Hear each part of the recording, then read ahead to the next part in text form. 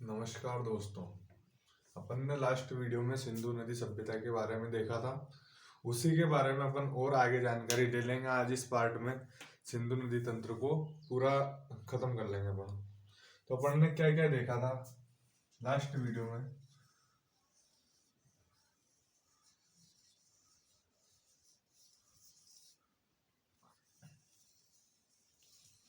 Last video में अपन ने देखा था एक तो सिंधु नदी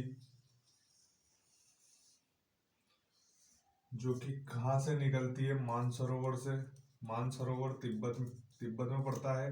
मानसरोवर से निकल के और यहाँ पे दमचोक नामक स्थान से ये भारत में प्रवेश करती है और बुंजी नामक स्थान पर ये सबसे गहरा गार्ज 5181 मीटर का विश्व का सबसे गहरा गार्ज बनाती है। और इसके बाद अपन ने देखा था कि यहाँ से आगे बढ़ती हुई चिल्लास नामक स्थान से भारत से बाहर निकल जाती है और पाकिस्तान होती हुई अरब सागर में मिल जाती है। यहाँ पे अपन ने देखा था कि ये जो है यहाँ पे कराची नामक स्थान है। ये कराची जो है पाकिस्तान की राजधानी है, इसलिए अपन को ध्यान रखना है कि कराची किस नदी के किनारे स्थित है। तो अपन ध्यान रखेंगे सिंधु नदी के किनारे। कौन सी नदी के किनारे? सिंधु नदी के किनारे।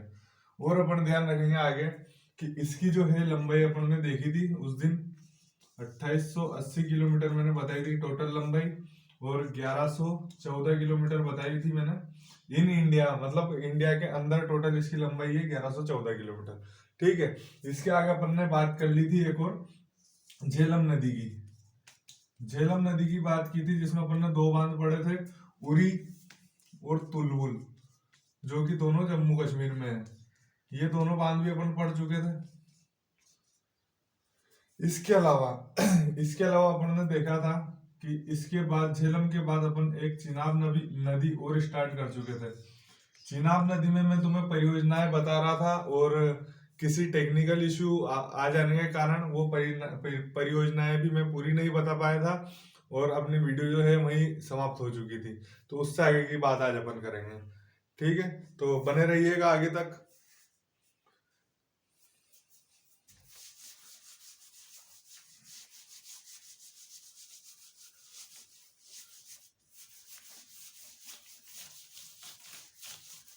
लास्ट तक बने रहिएगा। ये सिंधु नदी से एक भी क्वेश्चन अपन बाहर नहीं जाने देंगे अब किसी भी एग्जाम में।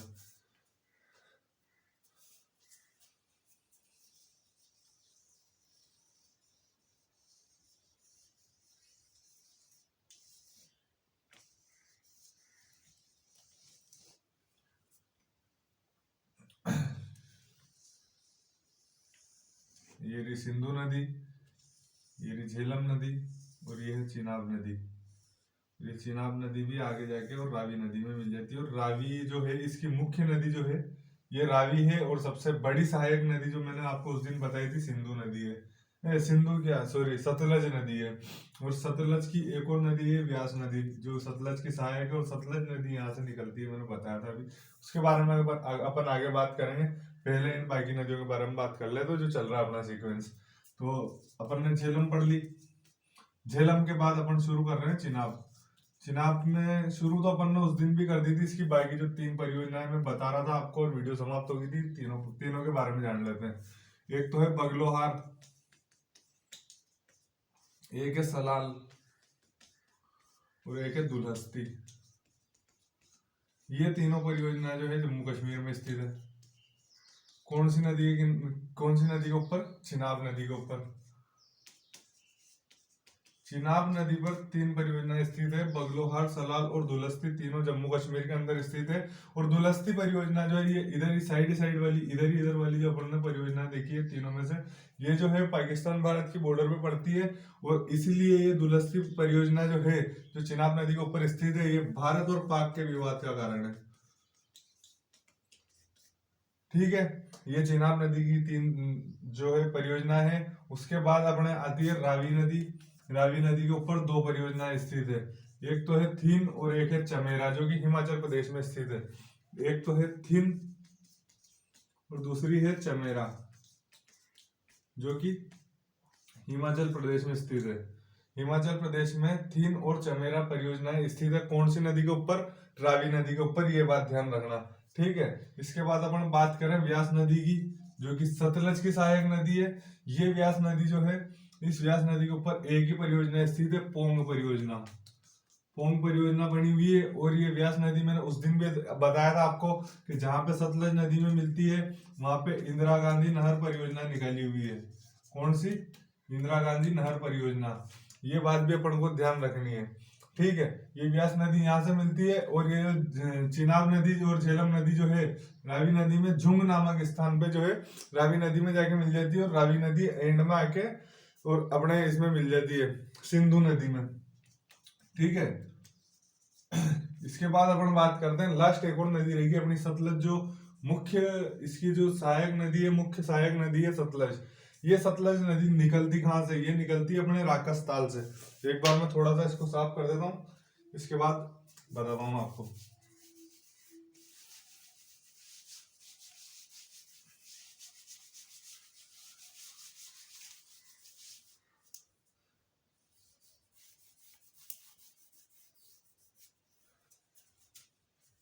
ये सतलज नदी जो है ये यहाँ पे एक झील पड़ती है राकसताल। राकसताल झील है ये। राकसताल झील पड़ती है तिब्बत में। इस राकसताल झील का कई बार क्वेश्चन पूछा जा चुका है कि सतलज नदी का उद्गम किस स्थान से होता है। ये राकसताल जिसका आंसर रहता है, बहुत सी बार इसको गलत करके आ जाते हैं लोग। अपन को ध्यान रखना आगे से कि सतलज नदी का उद्गम स्थल राकसताल झील है, जो कि तिब्बत में स्थित है। और अपने भारत के अंदर यहाँ पे ये शिपकिला दर्रे से प्रवेश करती है। शिपकिला दर्रे से प्रवेश करती है। कहाँ पे? भारत के अंदर। और ये आगे चलती हुई व्यास नदी को साथ में लेती हुई ये रावी नदी में मिल जाती है। और रावी नदी सिंधु नदी में मिल जाती है। तो सिंधु की सबसे बड़ी अगर सहायक नदी कोई पूछ ले आपसे, सिंधु की सबसे बड़ी सहायक नदी कौन सी है, तो वो है अपने सतलज नदी, ठीक है। सतलज नदी, नाम ध्यान रखना क्या? सतलज नदी। ये सिंधु नदी तंत्र पूरा हो चुका है। इसको एक बार और मैं रिवाइज कर दे रहा हूँ, आप ध्यान रखना। अपन ने एक और चीज पढ़ी थी उस दिन, भारत और पाकिस्तान का जो है समझौता पढ़ा था अपन ने, सिंधु नदी समझौता 1960 का। इस 1960 के समझौते में अपन ने देखा था कि जो ऊपर की तीन, मैंने आपको बताया था ऊपर की तीन नदियां सिंधु, झेलम और चिनाब, इन नदियों का जल जो है 80% जल पाकिस्तान को मिलता है। और नीचे की तीन रावी, व्यास और सतलज, इन तीन नदियों का जल 80% जल भारत को मिलता है। और ऊपर की तीन नदियों का 20% जल भारत को मिलता है। और नीचे की तीन नदियों का 80% जल भारत को मिलता है। इधर का 80% पाकिस्तान को मिलता है, उधर का 20% पाकिस्तान को मिलता है, ठीक है। ये बातें हैं जो सिंधु नदी तंत्र की है, इंपॉर्टेंट बातें हैं, ध्यान रखना। एक बार और सीक्वेंस आपको रिपीट करवा दे रहा हूं मैं, सीक्वेंस से ध्यान रखना इनकी। झेलम, चिनाब, रावी, व्यास, सतलज। झेलम, चिनाब, रावी, व्यास, सतलज। ये झेलम, चिनाब, रावी, व्यास, सतलज। अब एक बार अपन रिवाइज करेंगे इस चीज को कि क्या क्या अपन को इसमें ध्यान रखना है, कौन कौन सी परियोजनाएं बनी हुई है, उन चीजों के बारे में अपन ध्यान रख लेंगे। झेलम के ऊपर अपन ने पढ़ी थी उरी और तुलबुल। उरी और तुलबुल परियोजनाएं पढ़ी थी अपन ने, जम्मू कश्मीर के अंदर बनी हुई है। और चिनाब के ऊपर अपन ने और तीन परियोजनाएं पढ़ी थी, दुलहस्ती, बगलोहार और सलाल। ये भी जम्मू कश्मीर के अंदर बनी हुई है, जिसमें दुलहस्ती परियोजना जो है भारत और पाकिस्तान के विवाद का कारण है, ये बात मैं आपको बता चुका हूँ। और रावी नदी के ऊपर दो परियोजनाएं बनी हुई है, थीन और चमेरा। थीन और चमेरा, ये दो परियोजनाएं रावी नदी के ऊपर बनी हुई है। और व्यास नदी पे एक परियोजना है जो अभी लास्ट में बताई, अभी मैंने 2 मिनट पहले, पोंग परियोजना। और सतलज नदी पर कौन सी परियोजना स्थित है? सतलज नदी पर 2 परियोजनाएं स्थित है, जो शायद बताया नहीं मैंने अभी आपको। एक तो नाथपा झाकरी, एक तो नाथपा झाकरी और एक है भाखड़ा नांगल। भाखड़ा नांगल और नाथपा झाकरी परियोजना अगर आपसे पूछ ले, ये इंपॉर्टेंट है, एक बार लिख लेना कॉपी में। अगर कॉपी पेन साथ में रख रहे हो तो बहुत अच्छी बात है, आपके लिए फायदेमंद रहेगा कि आप साथ के साथ इनको याद भी करते चलो।